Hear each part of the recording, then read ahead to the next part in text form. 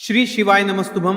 दोस्तों, आप सभी लोग जानते हैं कि 26 मार्च 2026 यानी गुरुवार को पड़ रही है रामनवमी, और रामनवमी का व्रत रखने वाले भक्तों के सभी पापों का नाश हो जाता है और ऐसा व्यक्ति सद्मार्ग पर चलता है। इस बार रामनवमी के दिन भद्रा भी लग रही है। अगर कभी भी मौका लग जाए तो आप लोगों को पीपल के पत्ते पर राम लिखकर बहुत छोटा सा उपाय करना है। इन दोनों का सहयोग बहुत ही कम आता है। इस दिन आपको एक पीपल के पत्ते पर राम वाला उपाय तो आपको अवश्य ही करना चाहिए, क्योंकि ऐसा दिन पूरे साल में सिर्फ एक ही बार आता है। और दोस्तों, आप सभी लोग जानते हो कि गुरुवार का अगर सबसे बड़ा कोई उपाय है तो वो पीपल के पत्ते पर राम वाला उपाय। तो दोस्तों, गुरुवार रामनवमी के दिन आप लोगों को इस पीपल के पत्ते पे राम लिखकर बहुत छोटा सा उपाय करना है। बहुत सारे लोग होंगे जिन लोगों ने इस उपाय को ना किया हो, मतलब पूरा साल निकल गया, उन्होंने किसी भी दिन इस पीपल के पत्ते पर राम वाला उपाय को ना किया हो। पर दोस्तों, आपके पार के लिए हमारी एक पहला मौका बचा हुआ है, जो कि 26 मार्च 2026 गुरुवार के दिन है।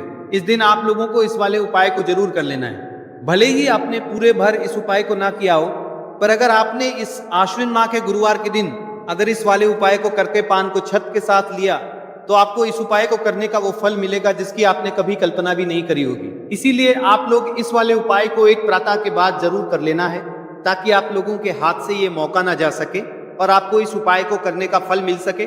दोस्तों, ये उपाय पंडित जी ने अपनी अभी की ही श्री शिव महापुराण की कथा में बताया है जी। इस उपाय को आज हम आपको बहुत अच्छे से समझाने वाले हैं। इस वीडियो को देखने के बाद इस उपाय को समझने के लिए आपको कोई और वीडियो को देखने की जरूरत नहीं पड़ेगी। तो चलिए दोस्तों, उपाय को शुरू करते हैं। देखिए, इस आश्विन माह के गुरुवार रामनवमी के दिन ये इतना खास होता है, इतना महत्वपूर्ण होता है। देखा गया है कभी कभी बड़े बड़े पूजा पाठ अनुष्ठान से जो मनोकामना पूर्ण नहीं होते, आश्विन माह के गुरुवार रामनवमी के दिन एक छोटे से उपाय करने से ही आपकी मनोकामना पूर्ण हो जाती है।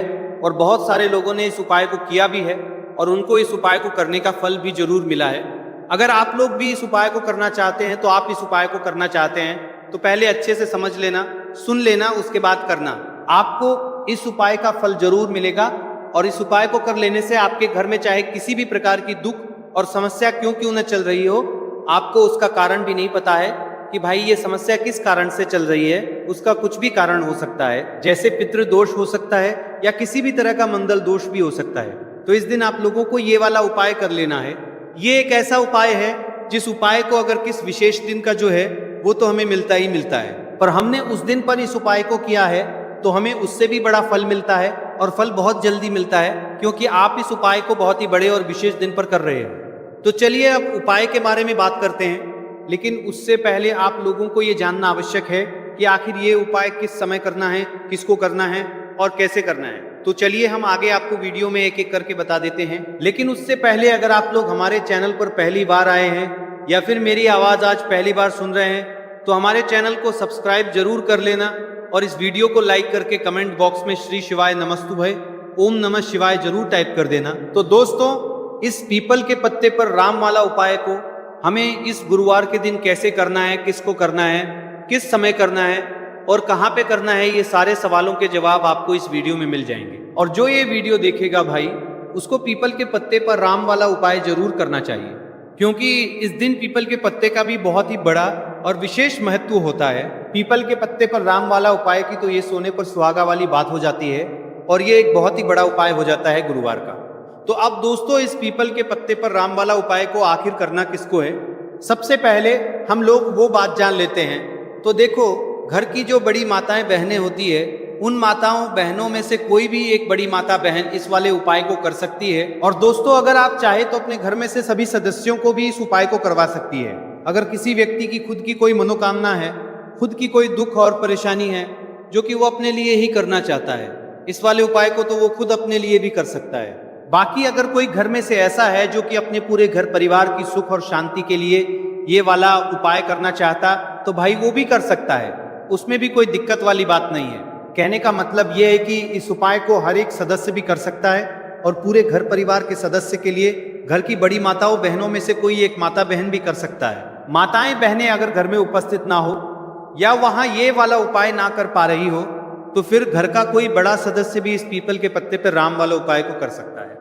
चाहे फिर वो पुरुष ही क्यों ना हो, उसमें कोई भी दिक्कत वाली बात नहीं है। उसके बाद सदस्य भी पत्ते पर राम वाला उपाय को कर सकता है।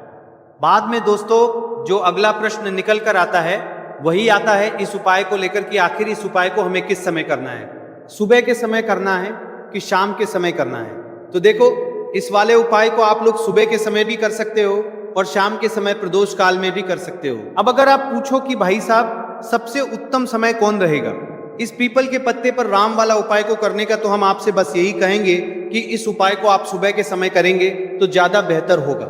बाकी अगर प्रदोष काल शाम के समय भी करेंगे तो भी अच्छा होगा, उसमें कोई भी दिक्कत वाली बात नहीं। तो अब दोस्तों जो अगली सबसे बड़ी और महत्वपूर्ण बात आती है वो ये आती है कि सुबह अगर हम उपाय को करेंगे तो हमें कितने बजे से लेकर कितने बजे तक के बीच में करना है, और शाम के समय प्रदोष काल में करेंगे तो हमें कितने बजे से लेकर कितने बजे के बीच में करना है। तो देखो, सुबह जितनी जल्दी हो सके आप उपाय को करने की कोशिश करना। बाकी अगर किसी कारणवश लेट भी हो जाओ, थोड़ी देर भी हो आए, तो 10 या 11 बजे तक भी आप उपाय कर लेना, पर 12 बजे से ज्यादा देरी ना हो। ठीक है, इस बात का ध्यान रखना। उसके बाद में दोस्तों अगर शाम के समय प्रदोष काल की बात करें, प्रदोष काल का जो समय है होता है वो शाम के 6:00 बजे से लेकर 7:00 बजे के बीच का जो समय होता है, ये समय प्रदोष काल का समय होता है। ये समय प्रदोष काल का समय होता है। तो आप इस उपाय को 7 या 8:00 बजे के बीच में भी कर सकते हो। मतलब शाम के 6 बजे से रात 8:00 बजे के बीच में आप कभी भी इस वाले उपाय को कर सकते हो, उसमें कोई भी दिक्कत वाली बात नहीं है। हमें किसी भी दिन आपको पीपल के पत्ते पर राम लिखकर बहुत छोटा सा उपाय करना है। ऐसा समझ लीजिए जितने भी आपके शत्रु हैं, जो भी आपके विरोधी हैं, दुश्मन है जो आपको हर तरफ से परेशान कर रहे हैं, अब उन शत्रुओं की अकड़ निकलेगी। शत्रु का किया कराया भी तुरंत हट जाएगा जब गुरुवार में आप इस छोटे से उपाय को करेंगे। तो देखिए, आज की वीडियो विशेषकर उन लोगों के लिए ही है जो अपने जीवन में शत्रुओं से और दुश्मन से बहुत ज्यादा परेशान हो चुके हैं। देखिए, जगत जननी माँ जगदम्बा का हम गुरुवार में पूजन करते हैं और उनसे जुड़े हुए उपाय करते हैं। साथ ही साथ आपको बता दें कि गुरुवार में संकट मोचन हनुमान जी का पूजन करने से और उनसे जुड़े हुए कुछ उपाय करने से जीवन के बड़े से बड़े कष्ट भी क्षण भर में दूर हो जाते हैं। तब बहुत कम समय में आपके शत्रु और आपके विरोधी आपके जीवन से दूर हो जाएंगे। आपके दुश्मन लाख कोशिश करने के बाद भी आपका बाल भी बांका नहीं कर पाएंगे, अगर आप गुरुवार में इस परेशानों के जीवन के पार के बीच न छोटे से उपाय को कर लेते हैं। अब देखिए, आज का जो समय है ये कलयुग का समय है, और कलयुग के एकमात्र देवता जो अपने भक्तों के जीवन से सारे कष्टों को दूर कर देते हैं वो स्वयं है संकट मोचन हनुमान जी। और संकट मोचन हनुमान जी का पूजन अगर आप गुरुवार में करते हैं और उनसे जुड़ा हुआ ये छोटा सा उपाय अगर आप गुरुवार में किसी भी दिन कर लेते हैं, तो ऐसा समझ लीजिए आपके जो शत्रु हैं, आपके जो विरोधी, आपके जो दुश्मन हैं, ये किसी भी तरह से आपको परेशान करने का प्रयास कर ले, आपका बाल भी नहीं है। अब कर परिवार के जो आपका बाल भी नहीं है, आपके जो नाक और आपका हर भी नाक और आप पाएंगे आएंगे।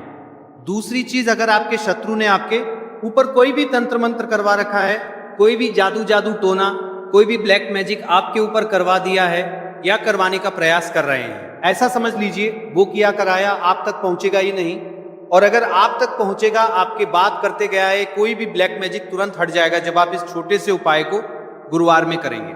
देखिए, उपाय का रहेंगे छोटा है लेकिन बहुत महादिव्य चमत्कारी है। मतलब उपाय को करने में ना तो आपका ज्यादा समय जाएगा, ना ही इसमें आपके ज्यादा पैसे लगने वाले हैं। और ऐसा समझ लीजिए कि एक बार ये अगर आपने इस उपाय को गुरुवार में कर लिया तो इसका महादिव्य चमत्कार आप खुद देख लेंगे।